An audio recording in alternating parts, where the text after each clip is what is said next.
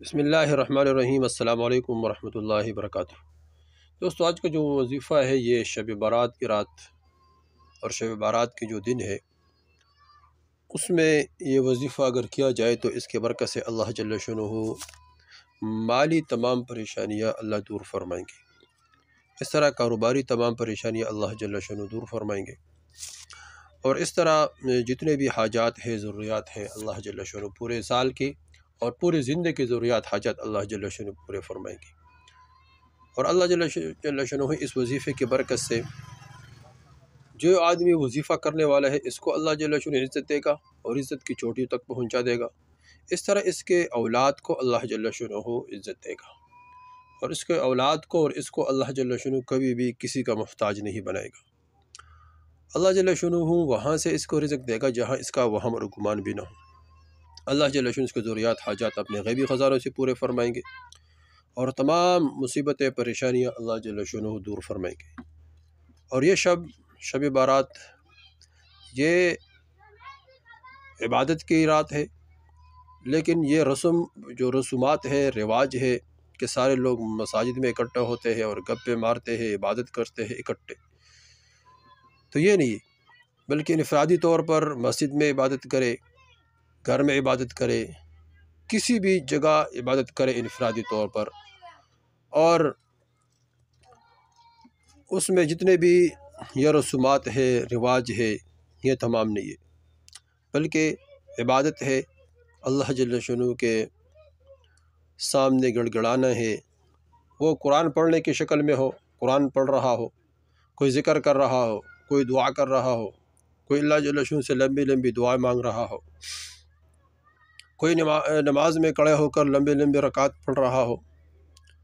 کوئی بھی عبادت ہو، تو بعض علماء فرماتے ہیں کہ اس رات کو ضائع نہیں کرنا چاہیے۔ اس میں کم از کم بندہ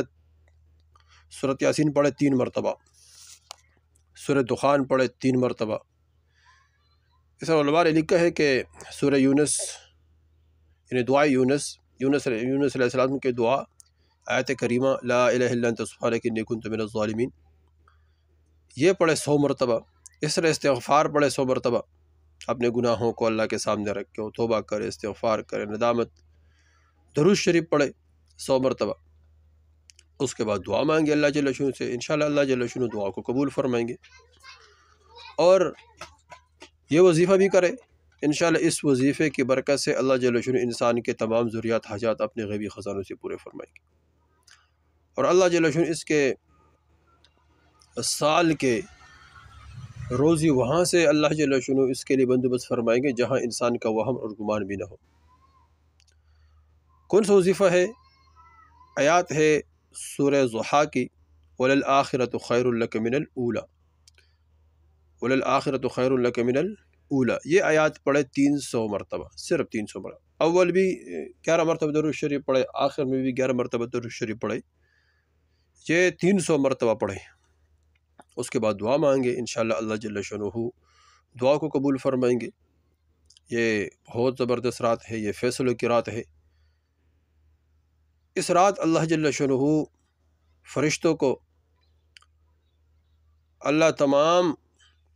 انسانوں کے لسٹ عطا فرما دیتا ہے کہ یہ انسان جیے گا، مرے گا، یہ پیدا ہوگا، یہ کب مرے گا، کس وقت مرے گا، کس وقت یہ دنیا سے رخصت ہو جائے گا، کتنا کھائے گا، کتنے پیے گا، کتنا رہے گا، کتنا سانس لے گا، یہ کیا کیا کرے گا۔ تو یہ تمام جو لسٹ ہے اللہ جل شانہ اس رات فرشتوں کو عطا فرما دیتا ہے، اور اس کے اگلے 15 شعبان تک فرشتے اسی پر عمل کرتے ہیں۔ کوئی فوت ہو رہا ہو، کوئی بچہ پیدا ہو رہا ہو، کسی کو رزق مل رہا ہو، اور کسی کو تھوڑا، کسی کو زیادہ، کسی کو کوئی تکلیف، کسی کو خوشی، یہ تمام اسی رات اللہ جل شانہ انسان کے لیے فیصلے کر دیتے ہیں، فرشتوں کو وہ لسٹ عطا فرما دیتے ہیں۔ تو یہ رات، اور پھر